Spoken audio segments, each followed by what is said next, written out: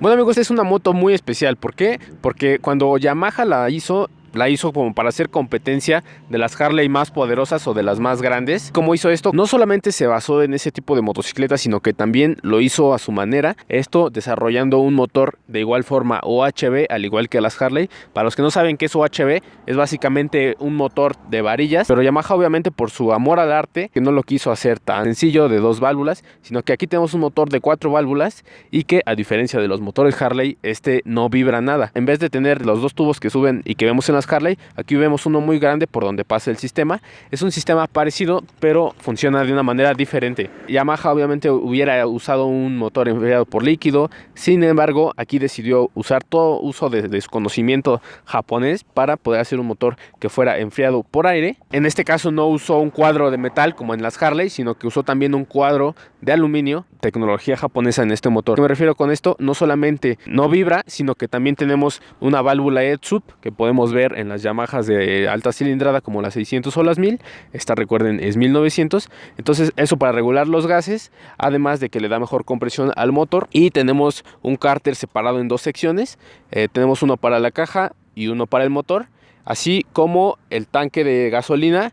Hay una sección que no es de gasolina, sino que se reparte en 2, una parte aquí y otra parte acá. Una parte de esta sección es el filtro de aire que se elimina, y de hecho acá también tenemos una bomba de gasolina, una bomba de aceite, y tenemos una caja de 6 velocidades. O sea, realmente este es un motor fuera de lo común en cuanto a Yamaha, pero si lo vemos más a profundidad, sí tiene tecnología japonesa. Aunque también tenemos un radiador de aceite, pues para mejorar el enfriamiento. En cuanto a la potencia, es un motor que es muy poderoso, pero al igual que las Harley tenemos más torque que potencia. En este caso tenemos 98 caballos a 4250 revoluciones por minuto y 166 newtons metro a 2250 revoluciones por minuto. O sea, si se dan cuenta, es un torque bestial. Recuerden, un R1 tiene 120, esta 166. Obviamente para mover el tamaño de la moto, pero también por el tipo de construcción del motor. Estas motos por lo general suelen tener mucho torque. ¿Para qué? Para que tú puedas llevar a tu esposa, a ti, a tu equipaje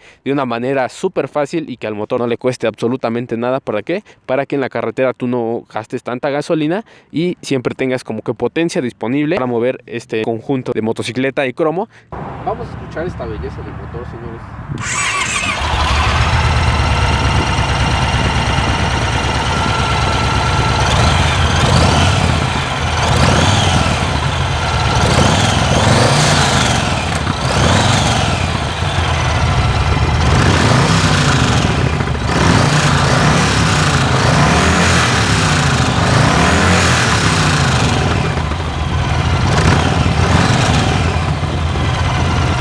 ¿Qué les parece, señores? Definitivamente es un sonido muy especial, muy particular. No suena como una Harley. Y lo interesante de esto es que no vibra como una Harley. O sea, no vibra nada, señores. Genial. Que está muy padre porque podemos ver muchos detalles que están inspirados obviamente en la cultura estadounidense, sin embargo al estilo japonés, y atacando más el mercado americano. Sin embargo, podemos ver detalles que compiten con las Harley más caras del mercado. Más o menos esta motocicleta apareció por ahí del 2007 y aquí en México se dejó de vender por ahí del 2017.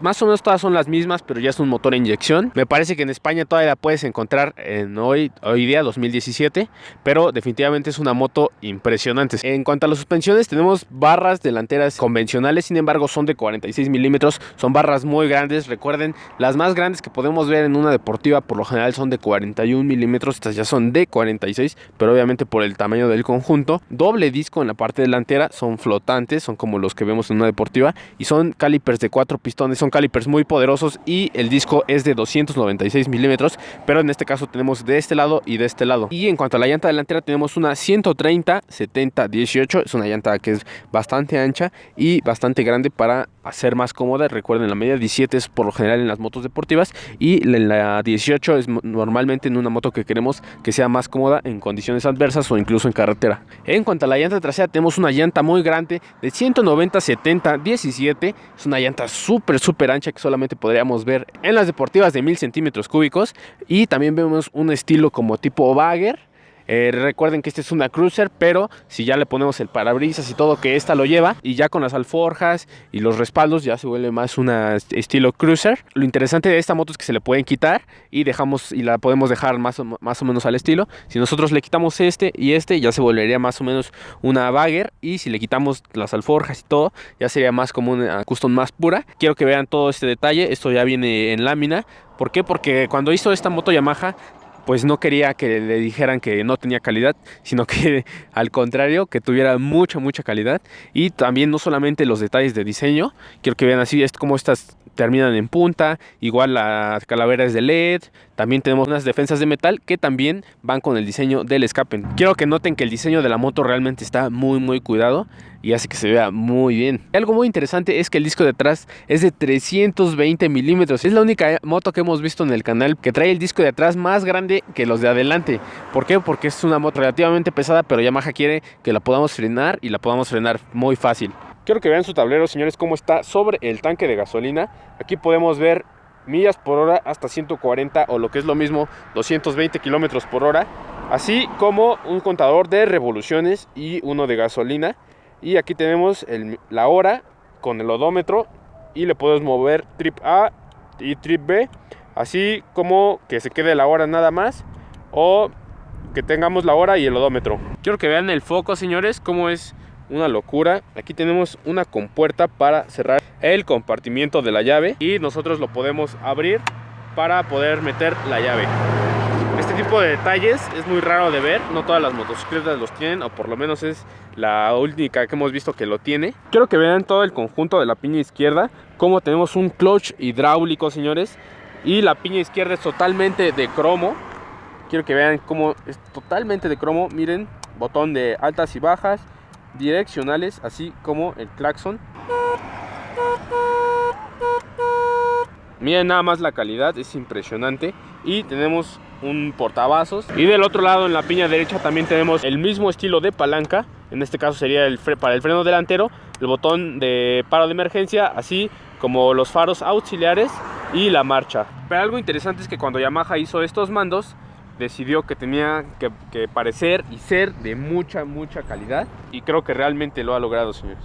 De este lado también tenemos un gatillo. Este es para cambiar en el tablero entre el odómetro y trip 1 y trip 2. En sí esta motocicleta es un poco como Transformer. ¿Por qué? Porque normalmente viene con un parabrisas grande que tú lo puedes quitar, pero a fuerzas necesitas la llave del conductor para quitarla. Y también en este caso podemos quitar pero también necesitamos la llave del conductor, así como las alforjas. No es tan fácil que te quiten las piezas en la calle como algunas Harley. En cuanto a la altura del asiento, tenemos una altura de 735. Es una moto que tiene el asiento muy bajo, a pesar del peso, que en este caso es de 370 kilos. Es muy pesada, pero si la consideramos con la competencia directa, que sería alguna Harley, es mucho más ligera, no solamente por el cuadro de aluminio, sino por los componentes del motor. Y lo interesante también es que tenemos cromo por todas partes. Para los que no saben, el cromo es muy pesado. De hecho, si ustedes ven una moto deportiva con el cuadro cromado, que es una tontería porque eso le agrega mucho peso. Sin embargo, en este caso tenemos una moto que no solamente tenemos el cuadro de aluminio, pero al mismo tiempo tenemos más cromo incluso que a veces en una Harley, de tal forma que si tú te compras una Harley, normalmente tienes que gastar mucho dinero en meterle accesorios de cromado, que cromado aquí, que cromado allá. Bueno, en este caso ya te la vende así Yamaha con todos los accesorios prácticamente de cromo y de muy buena calidad, y el tanque es de 17 litros a pesar de que se ve gigantesco. Recuerden, aquí tenemos una caja de más o menos 4 litros de aire, que es más o menos en centímetros cúbicos, para poder alimentar este enorme de 1900 centímetros cúbicos. Tiene mucho diseño y ingeniería japonesa en esta motocicleta.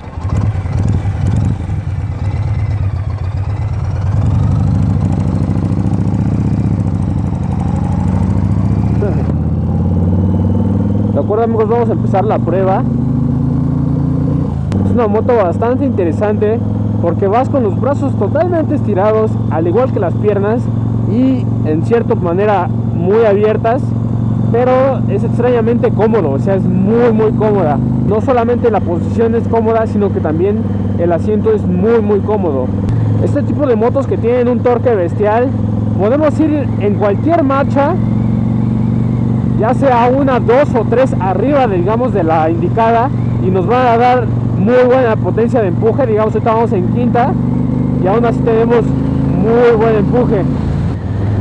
También tenemos una especie como de pedal extraño, que no sé si lo alcancen a ver ahí, donde si nosotros lo pisamos subimos de marcha. Entonces eso es bastante cómodo. Y lo interesante de estas motos es que aunque son pesadas, ya andando sobre la carretera no se siente para nada el peso. O sea, de hecho es muy ligera ya al andar.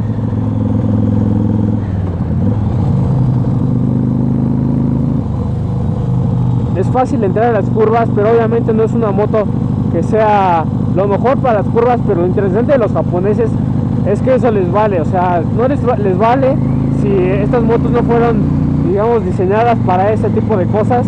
Ellos hacen que funcione en la curva. Pero entonces tenemos una moto que se siente bastante cómoda en la curva, aunque creo que estamos siguiendo un poco al límite de la inclinación. Yo creo que ya con más inclinación ya rasparíamos el posapié, pero bueno, eso es algo que nosotros tenemos que irle midiendo a cada motocicleta. Por lo general en este tipo de motocicletas suelen tocar mucho antes, dependiendo de la inclinación y la velocidad. Vamos a ver qué tal aquí en la primera, más o menos a cuánto llega. La primera llega a 65, señores. En segunda llega a más o menos como a unos 100, 120. Entonces ya se dieron más o menos cuenta de qué tan rápido puede llegar esta motocicleta a, digamos, al máximo de sus revoluciones. Porque también no son muchas en este tipo de motos. Pero ¿por qué? Porque no necesitan tener muchas revoluciones, porque el torque está todo el tiempo abajo. Pero también tiene que ver mucho con la construcción del motor. No solamente porque es un OHB, recuerden, las varillas no permiten tantas revoluciones. Es una cuestión de factores múltiples que evitan que sean de altas revoluciones, pero digamos que está resuelto ese problema por todo el torque que tenemos. En este caso, al ser un motor tan grande, tenemos mucho más torque que en una R1 y mucha más potencia. En una R1 veríamos más potencia, menos torque. En este caso vemos más torque, menos potencia. O sea, pero para cada propósito de cada motocicleta esto es algo muy bueno.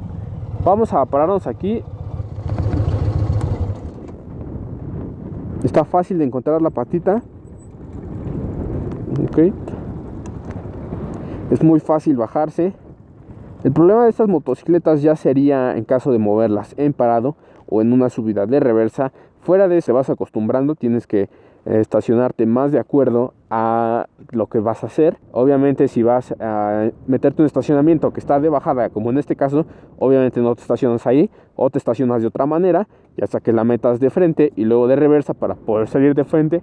O sea, es más como de acostumbrarse al tipo de conducción que requiere este tipo de motocicletas, ya que sería muy difícil echarla en reversa. Pero ya que tienes estas motos es de acostumbrarte. Los que recordarán, ya hicimos el review de la Road Glide, que es igual una de las Harley más grandes y más caras. Esto es algo que es competencia directa pero me atrevo a decir que es más ligera y que en realidad no vibra nada, y que en potencia incluso me parece que esta tiene más potencia. Me agrada bastante el conjunto. Lo único malo a lo que yo le encuentro es el peso, pero en general todas estas motos son así de pesadas. Hoy en día ya no la podemos encontrar aquí en México. Ya tenemos otros modelos como la Strike y así, pero en sí, si tú te estás buscando y estás pensando en comprarte este modelo, realmente es un modelo muy recomendable, que definitivamente es de admirarse. No solamente por el tipo de acabados, por el tipo de componentes, por la tecnología aplicada a la idea muy parecida a Harley, pero con mucha tecnología japonesa. Definitivamente la recomiendo. Sí, también me gustó que sea como Transformer. Le quitas esta, le quitas las alforjas, ya se ve totalmente diferente, o le pones todo e incluso le pones el parabrisas. Me gusta mucho, tiene mucha versatilidad. La calidad de los materiales es impresionante. De hecho es impresionante porque vemos un clutch hidráulico que solamente vemos en motos como BMW y ese tipo de motocicletas. Entonces también los frenos son muy buenos, y el de atrás es impresionante que sea un freno muy grande. Definitivamente me gustó. Muy buena, señores. Bueno, amigos, estamos aquí con Isaac. Él es el dueño de la motocicleta. Cuéntanos, brother, ¿qué es lo que más te gusta y lo que no te gusta de esta moto? La potencia. La cilindrada, pues es una cilindrada bastante grande. No le pide, pues la verdad, nada a nadie. Me gusta en general todos los terminados, acabados, la calidad de los materiales. El único pero que yo pondría es el peso. Para moverla hacia atrás, pues es lo complicado. Ahí nada más es cuestión de maña, saber cómo estacionarla, cómo sacarla. Pero de ahí en fuera, pues es el único pero que le pongo. Ok, en cuanto al consumo de gasolina, más o menos ¿cuánto consume? 30% más de una moto 1100, 1200, 1300, más o menos un 30-40% más, pero pues no es demasiado. O sea, si es de 17 litros, ¿de cuánto más o menos te anda rindiendo ya en uso de carretera? Como 28 más o menos kilómetros por litro es lo que yo he sacado la cuenta, y según lo que vienen las especificaciones. ¿Algún saludo que quieras mandar? No, pues a todos los bikers que ven tu canal, pues un saludo. Déjame en los comentarios qué te parece esta motocicleta, y espero que te haya gustado, y nos vemos en el siguiente video. Bye.